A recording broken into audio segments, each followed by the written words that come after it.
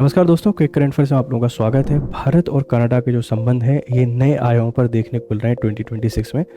जैसा कि हम सब लोग जानते हैं कि कनाडा के जो प्रधानमंत्री हैं मार्क कार्नी भारत की यात्रा पे आए हुए हैं।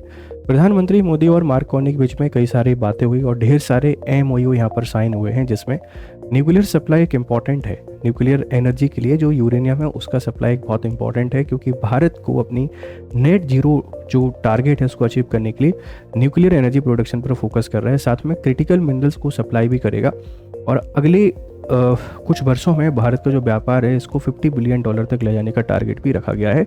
और आप सबको पूछ सकता है कि पैसा भी यहाँ पर साइन किया जाएगा। ये एक इम्पॉर्टेंट एग्रीमेंट रहेगा दोनों देशों के बीच में। पश्चिम एशियाई संकट बढ़ता ही जा रहा है। ईरान ने अनऑफिशियली अनाउंस कर दिया है कि स्ट्रेट ऑफ हॉर्मुज से कोई भी अगर निकलेगा तो वह फिर भारी क्षति या नुकसान को देखेगा।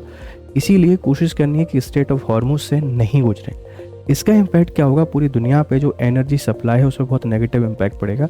स्पेशली एशिया जो अपनी 80% जो क्रूड ऑयल और एनर्जी है उसका इंपोर्ट इसी एरिया से करता है, तो अब एक बहुत बड़ा संकट हमको यहाँ पर देखने को मिल सकता है। बंगाल में मतदाता सूची का जो विवाद है वो गहरता जाता है। मतुआ जो कम्युनिटी है वो बड़ा परेशान है, क्योंकि लगभग 63 लाख नाम हटा दिए गए हैं और 60 लाख नामों पर विचार चल रहे हैं। और लगभग 50 सीट ऐसी है जहाँ पे मतुआ कम्युनिटी पाई जाती है और उनका नाम यहाँ से हटने वाला है। और ये बेसिकली जो बंगाल है वहाँ के रहने वाली एक ट्राइब है, जो कि एक कम्युनिटी है जो कि इंडिया में आपको एससी के तौर पर रजिस्टर्ड देखने को मिलती है। जलवायु परिवर्तन, तापमान और लिंग अनुपात। जलवायु परिवर्तन सिर्फ और सिर्फ प्रकृति के लिए नहीं, ये हमारी जनरेशन को भी प्रभावित कर रहा है। एक रिपोर्ट में आया है ऑक्सफोर्ड यूनिवर्सिटी की कि जितना ज़्यादा तापमान अधिक रहेगा उतने जेंडर में चेंजेस हमको देखने को मिल रहे हैं।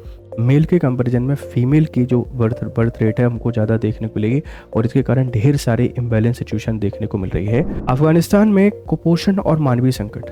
अफगानिस्तान ह्यूमैनिटेरियन क्राइसिस से जूझ रहा है।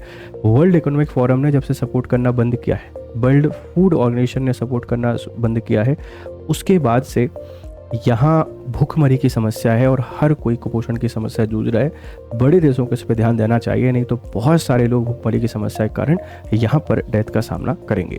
नदी पुनर्जीवन प्रदूषित क्षेत्र पीआरएस में कमी। सीएमसी की 21वीं बैठक में प्रदूषित नदी क्षेत्र में गिरावट दर्ज की गई, जो कि काफ़ी इंपॉर्टेंट पॉइंट है।